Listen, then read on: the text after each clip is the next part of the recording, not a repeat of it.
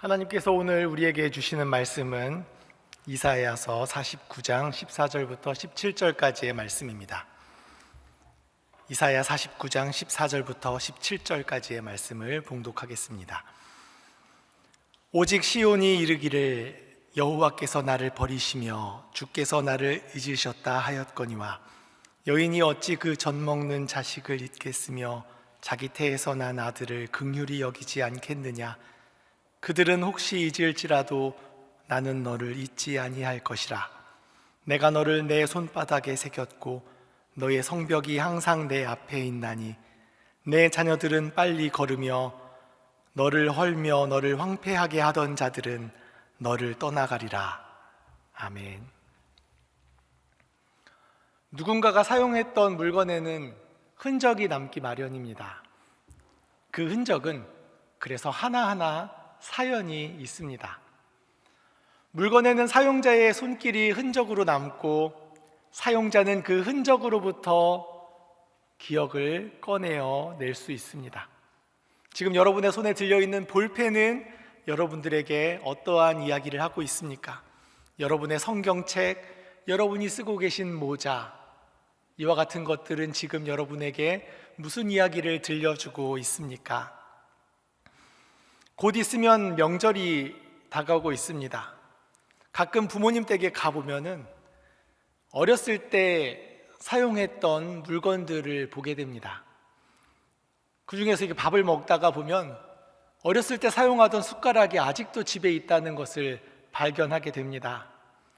언제부터 그것이 집에 있었는지, 언제부터 사용했는지는 분명하게 기억나지 않지만 다른 숟가락보다는 조금 작은 숟가락이라서 어렸을 때 자주 사용했고, 또 도시락을 싸가지고 다닐 때에는 도시락에 들어가기 딱 적당한 사이즈여서 잘 썼던 기억이 있습니다.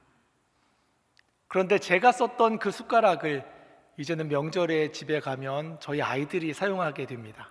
그것을 볼 때면 감회가 새롭습니다. 또 서랍장이 있는데 어렸을 때 항상 서랍장이 잘 안 열리고 안 닫히는 좀 뻑뻑했던 서랍장이 있었습니다. 그것으로 막 애를 썼던 기억이 아직도 있는데 역시 그 서랍장도 있는 것을 보면서 그때의 그 기억을 떠올려 보게 됩니다. 오래된 애니메이션 영화인데 혹시 토이스토리라고 알고 계십니까? 이것이 벌써 1995년에 처음 개봉됐던 영화인데 올해의 5번째 시리즈 개봉을 앞두고 있다고 합니다. 토이스토리의 이 내용은 제목 그대로 장난감들의 이야기입니다. 영화 속 상상에서 장난감들이 살아서 움직이며 이야기를 나누고 일들을 벌이고 하는 내용들이 펼쳐집니다. 이 영화 속 살아있는 장난감들이지만 이 장난감들이 하나같이 바라는 단 한 가지 소원이 있습니다. 그것은 바로 자기들의 주인인 어린아이가 자신들을 버리지 않고 항상 같이 가지고 놀아주길 바라는 겁니다. 버림받지 않고 계속 소유되고 쓰임받는 놀잇감이 이들의 유일한 소망입니다. 그래서 이 영화를 보는 사람들은 누구나 어렸을 때 내가 가지고 놀았던 장난감을 떠올리게 될 것입니다. 우리 집에는 내가 무엇을 가지고 놀았던가? 내가 어렸을 때 가지고 놀았던 그 장난감들도 혹시 내가 잊어버리고 가지고 놀지 않았던 걸 서운해했을까?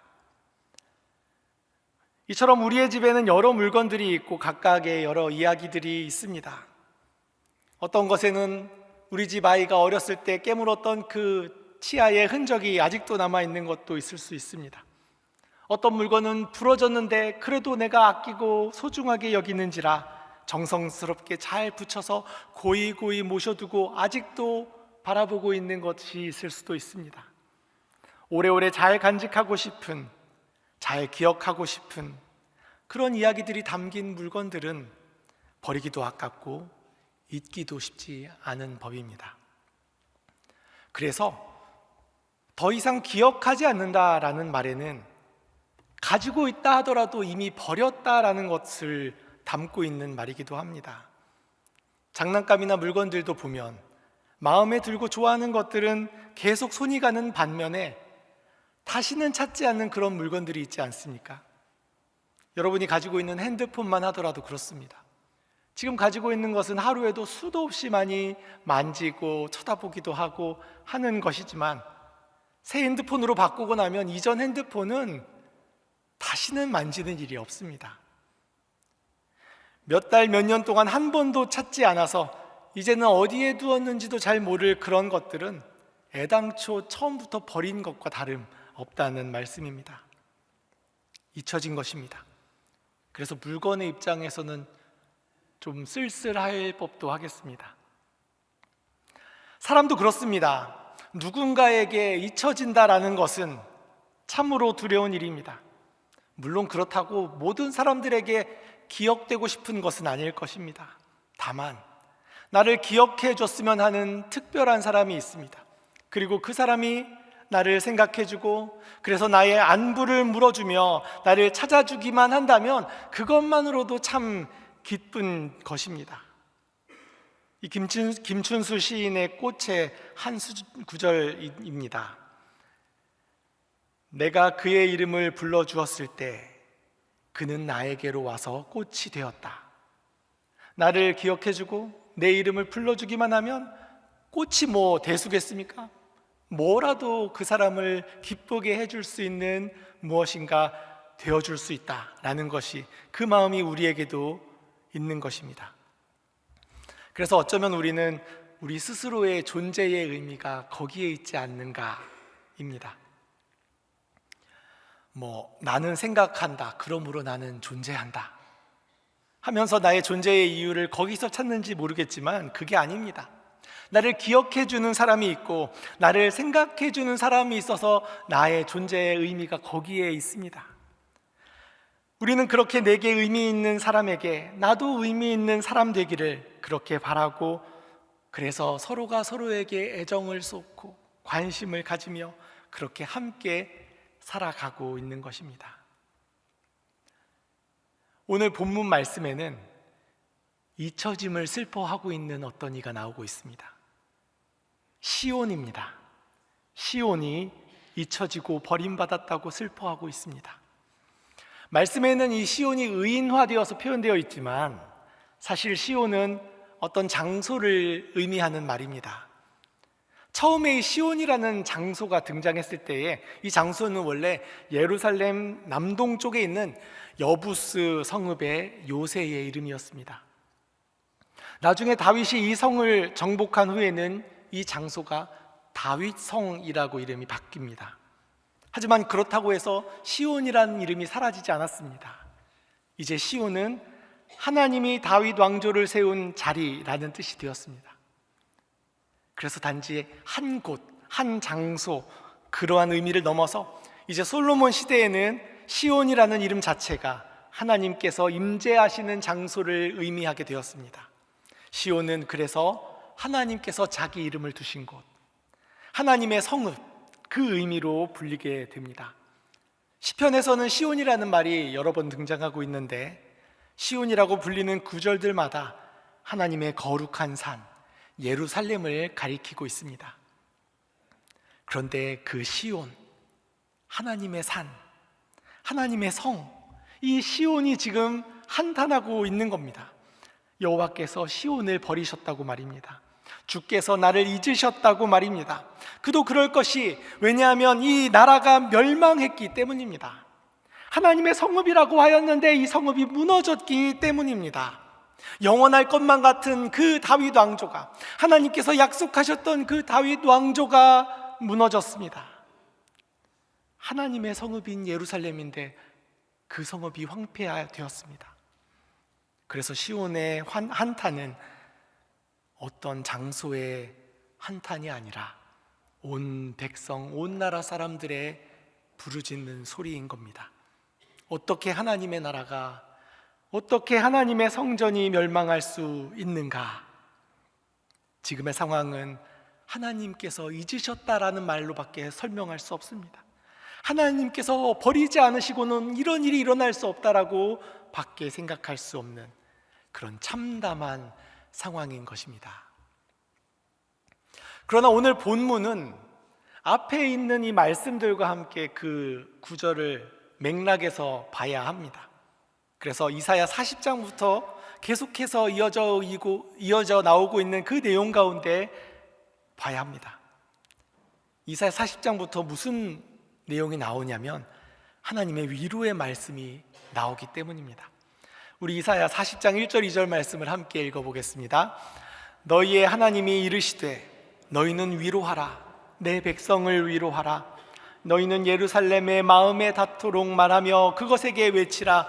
그 노역의 때가 끝났고 그 죄악이 사함을 받았느니라. 그의 모든 죄로 말미암아 여호와의 손에서 벌을 배나 받았느니라 할지니라 하시니라. 아멘. 오늘 본문이 시작되고 있는 이 본문의 말씀은 40장의 말씀에 의하면 40장의 말씀에서 이 연장해서 이어본다면 하나님은 이 백성을 이미 위로하기를 원하고 계신 겁니다. 마음에 닿도록 계속 위로하려고 하고 계시는 겁니다. 그런데 그 소리가 들리지 않는 겁니다. 오늘 본문이 시작되는 14절의 바로 앞절 말씀인 13절 말씀도 같이 읽어보겠습니다. 하늘이여 노래하라. 땅이여 기뻐하라. 산들이여 즐거이 노래하라. 여호와께서 그의 백성을 위로하셨은즉 그의 고난당한 자를 긍휼히 여기실 것입니다. 하나님께서 이스라엘을 위로하고 계십니다. 비록 나라가 멸망하고 성읍이 황폐화되었지만 이제 괜찮다고, 이제 다 되었다고 위로하고 계신데, 시온의 그 해방을 약속하고 계신데, 온 하늘이 노래하고 기뻐하고 땅이 기뻐하고 산들이 즐거이 노래하고 있는데, 그런데 오직 시온만은 그렇지 않다고, 우리는 버림받았다고, 우리는 하나님이 잊어버리셨다고 이야기하고 있는 것입니다. 정말 하나님이 시온을 잊어버리셨던 것입니까? 잊으셨다가 그렇게 종살이로 고생하고 고생할 대로 내버려 두었다가 이제서야 내가 생각났다고 위로하는 것입니까? 아니면 시온이 하나님을 잊은 것입니까? 하나님을 믿는 사람들에게 있어서 가장 큰 두려움이 있습니다. 무엇입니까? 그 어떤 무엇보다도 하나님께서 나를 잊어버리시는 일이 가장 두렵습니다. 시편 139편의 말씀과 같이 내가 하늘에 올라갈지라도 거기 계시며 심지어 스올에 내 자리를 펼지라도 하나님께서 거기 계시기만 한다면, 그러면 아무리 말도 안 되는 어려움의 자리라 할지라도 주님 계시기에 평안을 얻는 것이 우리 믿음의 사람 아닙니까? 악인들이 내 살을 먹으려고 내게 오고 군대가 나를 대적하여 진칠지라도 마찬가지입니다. 여호와 하나님만 나와 함께 하시면 괜찮다고 여전히 태어나리로다 하고 노래할 수 있는 것이 우리 믿음의 사람입니다. 하지만 반대라면, 정말 상상도 하기 싫지만 하나님이 나를 잊어버리시면 아무리 세상 모든 좋은 것들을 다 가지고 있다 한들 아무런 의미가 없습니다. 하나님이 나를 버리셨다면 오래오래 장수하고 하루를 더 산들 내 삶에 아무런 의미가 없는 겁니다. 하나님이 나를 버리셨다면 삶에 아무런 소망이 없습니다. 우리 예수님께서 절망적인 그 십자가 위에서 부르짖으셨던 그 소리가 우리의 귀에 들립니다. 내 하나님이여, 내 하나님이여, 어찌 나를 버리셨나이까? 어찌 나를 멀리하여 돕지 아니하시오며 내 신음소리를 듣지 아니하시나이까? 이와 같은 탄식으로 우리는 슬피 울 수밖에 없습니다. 혹시 지금 우리 중에도 이 시온처럼 탄식하며 신음하고 있는 분이 계십니까? 좋을 때는 항상 하나님 나와 함께 하시는 것 같았고 좋았는데 어려울 때는 금세 어디 가셨는지 보이지도 않고 말씀도 귀에 들리지도 않고, 심지어 하나님의 일이라고 굳게 믿고 믿음으로 시작한 일인데 그럼에도 불구하고 실패하고 넘어지고 고꾸라질 때가 있습니다. 다른 사람들은 몰라도 하나님만은 나를 도와주셔야 하는 것 아닙니까? 이와 같이 정말 하나님의 부재를 느끼고 있다라고 한다면 우리는 어떻게 해야 하겠습니까? 이렇게 물어야 되겠습니다. 하나님이 나를 잊으셨는가? 아니면 내가 하나님을 잊었는가? 이러한 이야기가 있습니다. 인간은 기억과 망각의 그물 속에서 살아가는 존재. 인터넷 서칭을 하다가 찾았는데, 인간은 기억과 망각의 그물 속에서 살아가는 존재, 맞는 것 같습니까? 오늘도 돌아보면은 아마 떠오르는 일도 있고 이미 잊어버린 일도 있으실지 모르겠습니다. 기억과 망각 사이를 우리는 무수히 오가며 삶을 살고 있기 때문입니다. 그런 면에서 보자면 이 기억과 망각이라는 것은 반대말이 아니라 마치 동전의 양면과 같이 하나가 아닌가 싶습니다. 그러니 혹시 여러분 가운데 내 기억력이 좋지 않다고 한탄하지 않으셔도 괜찮겠습니다. 누구나 다 그렇게 살아가고 있습니다. 그런데 성경에서는 기억을 의미할 때에 대표적으로 사용하는 단어가 있는데 바로 히브리어로 자카르입니다. 자카르라는 말은 보통 하나님께서 기억하신다라고 할 때 그 기억하다라는 말로 사용되는데 그 의미가 단순하지만은 않습니다. 자카르는 기억하다로 사용되지만 여전히 관계를 유지하고 있다. 또 언약의 관계 속에서 하나님께서 구원의 언약을 계속해서 지켜나가시겠다라는 그러한 속뜻을 가지고 있다라고 합니다. 사실 그렇지 않겠습니까? 하나님께 기억이라는 게 무슨 의미가 있겠습니까? 하나님은 무언가를 기억하고 잊어버리고 하는 일이 아무런 의미가 없는 분이십니다. 잊는다는 말 자체가 하나님의 사전에는 없는 말이라는 뜻입니다. 왜 그렇습니까? 시간과 공간을 초월하시기 때문입니다. 하나님께는 매 순간이 현재에 일어나고 있는 사건입니다. 시간이 오래 지났다고 해서 흐릿해지거나 잊혀지는 일이 없습니다. 어딘가에 받아 써주시는 분도 아니기 때문에 기록이 지워질 일도 없고 덮어 씌워지거나 수정될 일도 없습니다. 뿐만이겠습니까? 하나님은 모든 존재의 근원이십니다. 모든 사건의 시작과 끝입니다. 그러므로 모든 피조물이 다 하나님으로부터 나와서 지금도 그리고 앞으로도 하나님과 하나님 안에서 관계하고 있습니다.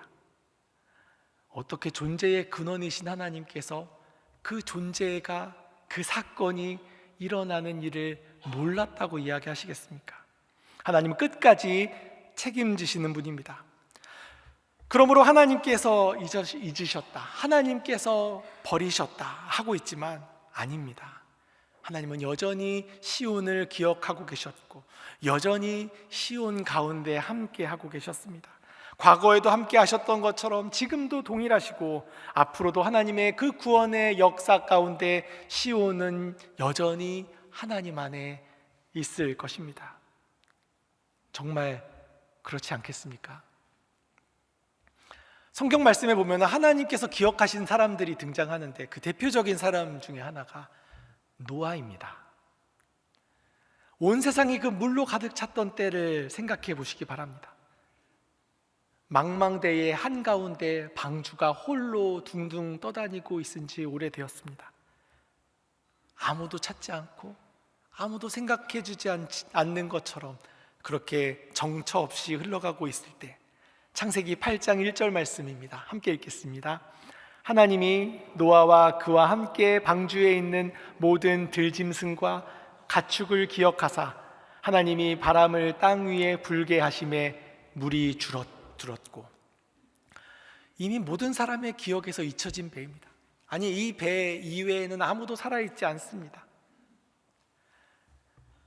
언제쯤 이 배에서 나갈 수 있을까? 기약도 없고 기별도 없습니다. 그러나 오늘 말씀에서 하나님이 기억하셨다 합니다. 그렇다면 이제까지는 그냥 모르고 계시다가 갑자기 아차 싶어서 기억하신 것입니까? 이 배가 이렇게 둥둥 떠 있는데 내가 잊어버렸다 하시는 것입니까?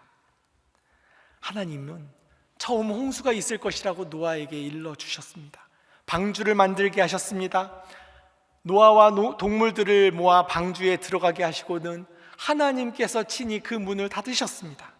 그런데 어떻게 홍수 위에 계속 바다 위에 둥둥 떠다니고 있는 그 배를 잊어버리실 수 있겠습니까? 기억하사라는 이 말씀은 이제부터 하나님께서 상황을 바꾸겠다라는 뜻입니다. 그래서 이 기억하사라는 말씀이 있은 이후부터 사건이 일어나기 시작합니다. 이제부터 바람을 땅 위에 불게 하심에 물이 줄어듭니다. 기쁨의 샘과 하늘의 창문이 닫히고 하늘에서 비가 그쳤습니다.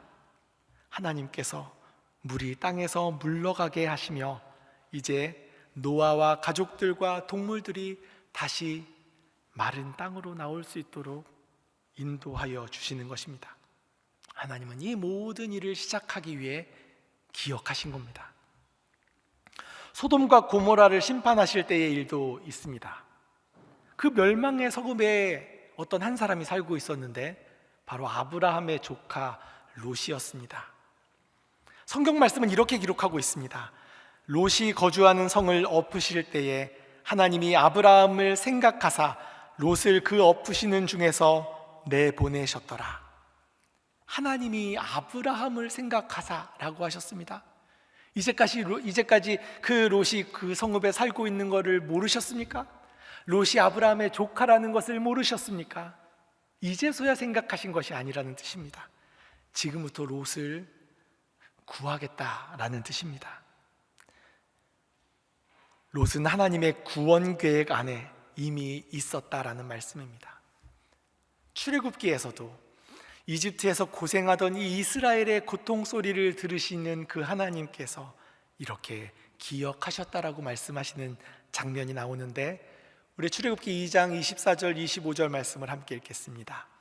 하나님이 그들의 고통 소리를 들으시고 하나님이 아브라함과 이삭과 야곱에게 세운 그의 언약을 기억하사 하나님이 이스라엘 자손을 돌보셨고 하나님이 그들을 기억하셨더라. 하나님이 이스라엘 자손을 돌보셨고 하나님이 이스라엘 자손을 기억하신 것입니다. 하나님은 이스라엘을 한순간도 잊어버리신 것이 아닙니다. 기억하셨다라는 말씀은 이제부터 하나님께서 언약을 이행하겠다라고 하시는 의미입니다. 이 백성을 구원하실 하나님께서 앞으로 펼쳐나가실 그 놀라운 일들이 이제 시작되었다라고 알려주시는 말씀이 바로 기억하사입니다. 이제 오늘 본문 말씀으로 돌아가서 다시 살펴보겠습니다. 하나님께서 나를 잊어버리셨다, 하나님께서 나를 버리셨다라고 한탄하고 있는 그 시온을 향해서 하나님이 하시는 말씀입니다. 이사야서 49장 15절 말씀 함께 읽겠습니다. 여인이 어찌 그 젖 먹는 자식을 잊겠으며 자기 태에서 난 아들을 긍휼히 여기지 않겠느냐. 그들은 혹시 잊을지라도 나는 너를 잊지 아니할 것이라. 하나님께서 자신을 버리셨다고 잊으셨다고 탄식하고 있는 그 시온을 향해서 하신 말씀, 하나님은 그것이 아니다라는 말씀을 하고 계십니다. 시온을 잊는 일은 하나님께 불가능한 일입니다. 그것은 바로 낳고 키운 아이를 어머니가 잊을 수 없는 것과 같습니다. 혹여나 사람은 잊어버릴 수도 있습니다. 하지만 하나님은, 창조주 하나님은 결코 그렇지 않다고 강조하여 말씀하고 계신 것입니다. 우리도 무언가를 열심히 기억하고자 할 때 손바닥에 쓰는 경우들이 있습니다. 어디 좋은 곳에 가서 이렇게 좋은 경치를 보거나 또 아주 귀한 사람을 만나게 될 때 눈에 열심히 담아두고 그것도 성에 차지 않아서 사진을 찍어둡니다. 우리 강단에는 이렇게 예쁜 꽃꽂이가 장식되어 있는데 예배를 마치고 돌아가시는 분들은 열심히 또 이 사진을 찍기도 합니다. 왜냐하면 이렇게 보아도 잘 기억하고 싶지만 기억하지 못하고 또 다른 사람에게 소개하고 싶어서 남겨두는 경우가 있는 겁니다. 하나님도 마찬가지입니다. 내가 결코 잊지 않는다라는 그러한 다짐과 약속의 의미로 이제는 아예 새겨버리겠다라고 말씀하시고 계십니다. 우리 이사야서 49장 16절 말씀을 함께 읽겠습니다. 내가 너를 내 손바닥에 새겼고 너의 성벽이 항상 내 앞에 있나니. 심지어 하나님은 시온을 하나님의 손바닥에 이미 새겨 놓으셨습니다. 그래서 하나님과 시온은 하나입니다. 하나님은 항상 시온을 바라보고 계신 것입니다. 시온의 성벽으로부터 시작해서 시온에 있는 모든 길이 다 하나님의 눈앞에 보이고 있습니다. 그래서 시온에서 일어나는 일은 작은 것 하나도 하나님 몰래 이루어지는 일이 없습니다.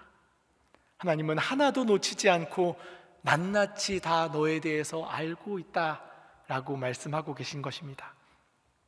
이제 하나님께서 시온을 기억하고 계신다라고 말씀하고 계시니, 내가 너를 기억하고 있다, 내가 너를 새겨놓았다라고 말씀하고 계시니, 이제 앞으로 무슨 일이 벌어지겠습니까? 1994년에 노벨 평화상을 수상했던 시몬 페레스 전 이스라엘 대통령이 했던 말이라고 합니다. 기억의 반대말은 망각이 아니고 상상이다. 기억의 반대말이 망각이 아니고 상상이다라는 그 말에 동의하십니까? 이 과거의 길을 되돌아보는 것이 기억이라고 한다면, 가보지 않은 길을 가는 것은 상상이다라는 의미로 한 말입니다. 아마 그 당시 이스라엘과 팔레스타인 간에 일어나고 있는 그 비극적인 상황에 대해서 한 말일 것입니다. 과거의 기억을 하자면 답은 전쟁밖에 없겠지만, 미래를 향해 나아가는 사람은 새로운 상상을 해야 한다라는 의미로 한 말일 것 같습니다. 그런데 이 말을 그대로 가지고 온다라고 하면, 시온을 내가 기억한다라고 하신 그 하나님께서는 이제 시온에게 앞으로 일어날 일을 상상하라라고 말씀하고 계신 것 같습니다. 우리 이사야서 49장 17절 말씀을 함께 읽겠습니다. 내 자녀들은 빨리 걸으며 너를 헐며 너를 황폐하게 하던 자들은 너를 떠나가리라. 이 개역개정판에 나와 있는 이 번역보다 다른 번역들이 더 확실히 와닿는 것 같아서 한 번 더 살펴보도록 하겠습니다. 새 번역 성경으로 같이 한번 읽어보겠습니다. 너를 건축할 사람들이 곧 올 것이니 너를 파괴하는 사람과 황폐하게 하는 사람이 너를 곧 떠날 것이다. 황폐하게 된 시온이 이제 너를 다시 건축할 사람들이 오고 있다라고 하나님 말씀하고 계십니다. 공동번역 개정판입니다. 같이 읽겠습니다. 너를 다시 일으킬 자들이 서둘러 모이니 너를 허물고 짓밟던 자들이 달아나리라. 시온은 하나님이 보이지 않는다고, 하나님이 나를 잊으셨다라고 하고 있지만 하나님은 이미 일어날 일을 보고 계십니다. 무너진 시온을 다시 일으켜 세울 사람들이, 지금 이 건축자들이 서둘러 달려오고 있는 것이 바로 하나님께 보이고 있는 것입니다. 그래서 오늘 본문 바로 다음 절의 말씀은 이렇게 말씀하고 있습니다. 내 눈을 들어 사방을 보라. 그들이 다 모여 내게로 오느니라. 나 여호와가 이르노라. 내가 나의 삶으로 맹세하노니 내가 반드시 그 모든 무리를 장식처럼 몸에 차며 그것을 띠기를 신부처럼 할 것이라. 하나님께서 내 눈을 들어 사방을 보라 하고 말씀하고 계십니다. 나의 삶으로 내가 맹세하고 있다. 얼른 눈을 들어 사방을 바라보아라. 그래도 보이지 않느냐라고 묻고 계십니다. 사랑하는 믿음의 성도 여러분, 하나님의 시온이신 믿음의 성도 여러분, 하나님의 자카르를 믿으시기 바랍니다. 하나님은 우리를 잊으시는 분이 결코 아닙니다. 우리를 구원하기 위해 지금 달려오고 계십니다. 우리를 도와주시기 위해 이미 모든 일들을 마련하여 주시고 이루어 가고 계십니다. 우리를 다시 일으키시기 위해 먼 곳에서부터 이미 사람들이 준비되어 서둘러 달려오고 있는 것입니다. 밀라노 코르티나의 동계올림픽이 개막하였습니다. 열심히 땀 흘리며 오늘을 위해 준비해온 우리나라 선수들이 한 마음으로 이제 경기를 하고 있는데, 역시 우리도 한 마음으로 응원을 해 주어야 하겠습니다. 올림픽과 같은 경기들이 있을 때마다 우리는 이전에 있었던 경기들을 회상하곤 합니다. 우리에게 큰 감동을 주었던 역대급 경기들이 회자됩니다. 우리 선수들의 땀과 눈물들, 그리고 그 환희의 순간들, 그때를 기억하십니까? 그때를 떠올리는 이유가 무엇이겠습니까? 단지 과거의 영광을 생각하면서 그때는 그랬는데 하고 말려고 생각하는 것입니까? 아닙니다. 지금도 할 수 있다고, 우리는 그때의 그 감동이 다시 살아나게 될 것을 기대하고 있는 것입니다. 그래서 이 기억이라는 것은 기적을 불러일으키는 기도가 되는 것입니다. 우리 함께 기억했으면 좋겠습니다. 하나님의 시온인 소망의 성도 여러분, 무너졌다 하여도 우리 하나님께서 준비하여 놓으신 이 건축할 사람들이 오고 있다는 이 말씀이 우리에게 소망의 말씀이 되었으면 좋겠습니다. 너희를 다시 일으킬 자들이 서둘러 모이고 있다. 너희를 허물고 짓밟던 자들은 다 달아날 것이다 하시는 그 하나님의 말씀을 기억했으면 좋겠습니다. 하나님께서 이제 우리에게도 이렇게 묻고 계십니다. 그런데도 너는 무엇하고 있느냐? 내가 하나님을 잊으면 잊었지 하나님이 나를 잊는 법은 없습니다. 하나님께서 우리를 친히 낳으시고 먹이셨습니다. 하나님의 손바닥에는 우리 각 사람의 이름이 그 손에서 피를 철철 흘리기까지 깊이 새겨져 있습니다. 우리의 처지와 상황을 너무도 잘 아시는 하나님께서 우리가 하나님의 것이라고, 하나님께서 귀하게 만드신 피조물이라고, 심지어는 그 아들의 핏값으로 사신 귀한 나의 아들과 딸이라고 하나님께서 친히 말씀하고 계십니다. 우리는 절망해서는 안 됩니다. 이제는 우리를 다시 일으키시는 주님의 그 위로하심, 주님의 도우심을 바라보며 일어나기를 바랍니다. 하나님의 기억하심이 놀라운 구원의 역사로 이어지는 것처럼 지금 우리를 기억하시는 그 하나님을 기억하게 될 때에 우리도 하나님과 함께 소망의 자리로 나아가게 될 것입니다. 오직 하나님의 성읍 시온은 이제 이르기를 여호와께서 우리를 결코 버리지 않으셨구나, 주께서 우리를 손바닥에 새겨주셨구나 하고 믿음으로 고백할 수 있기를 간절히 바랍니다. 함께 기도하겠습니다. 사랑과 은혜가 많으신 아버지 하나님, 우리의 힘든 삶의 형편을 다 지켜보시고 우리의 신음소리를 듣고 계시며 우리 마음의 슬픔까지 다 알고 계신 하나님께 기도하오니 우리를 기억하여 주시옵소서. 아버지 하나님, 여전히 우리를 꼭 붙들고 계신데 우리는 주변의 상황과 형편을 보며 하나님이 나를 잊으신 것은 아닌가, 하나님이 나를 버리신 것은 아닌가 불안하며 떨 때가 있습니다. 주님, 믿음으로 주님을 바라보게 하여 주시옵소서.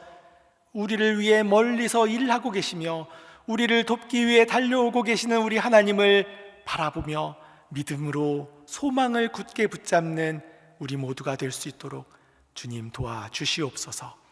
예수 그리스도 이름으로 기도드립니다. 아멘.